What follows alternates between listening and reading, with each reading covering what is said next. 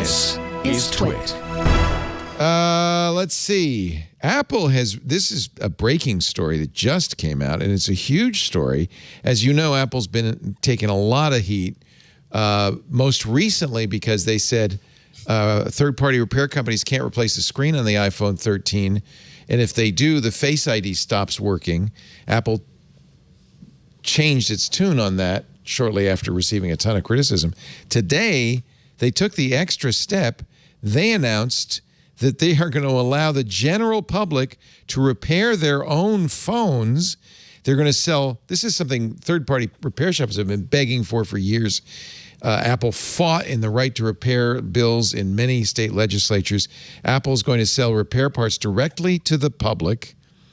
This is something I don't even think Google does this. It will also make repair guides available to the public.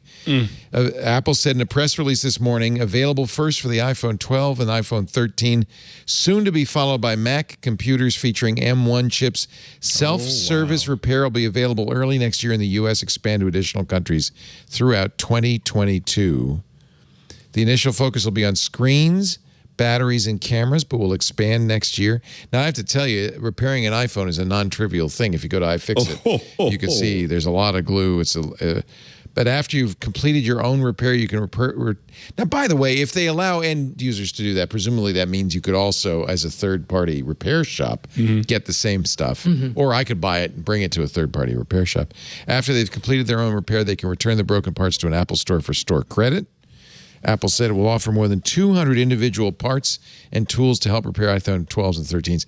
This is stunning. Yeah. Complete reversal. And by the way, the right thing to do. Thank you, Apple.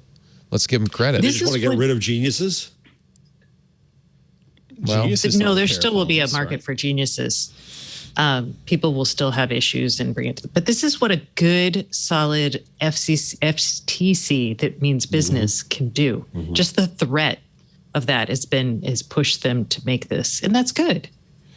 It's also, let's give lots of credit to right to repair campaigners like Kyle Wiens at iFixit and others who have for a long time really pushed for this, to the media, which has been very critical of Apple's unrepairable devices. I think this is amazing. This is a good first step, but if this phone is ridiculously difficult to repair, what's the point of having all of these? Yeah, if it's not engineered for repair, right, exactly. Then it'll just... Well, hey, look, maybe that's the next step. They've made the battery... Well, no, in the most recent... It's pretty easy to replace the battery. That's right. Yeah, so I think they're making... And this is all part of I think, okay, FTC, the EU, France actually passed a law requiring this. So I know that nobody cares what France does necessarily, but good. Yeah, good. And it's a sustainability thing. Like, people are getting, their consumers and customers are looking at that and they're like, I need to make this phone away all this toxic metals. Yeah. Yep. So I think that's really good. Hey, kids, I'm old enough to remember when you could take out your battery in your phone and carry around 6 of them. Me too. I repaired the battery thanks to iFixit. I repaired the battery in my iPhone. I mean, my Pixel 4 XL. So, and you can do it. Apple often has special tools in the Apple stores for these kinds of repairs, but I suspect this is a first step. Maybe they'll be more repairable next year. Thank you, Apple. We've been hating on them for a while for not doing this, and I think it's a really good thing that they are. And I'd like to see Google follow suit. And usually when Apple does something, even if it's something as dumb as taking away the headphone jack, other companies follow suit.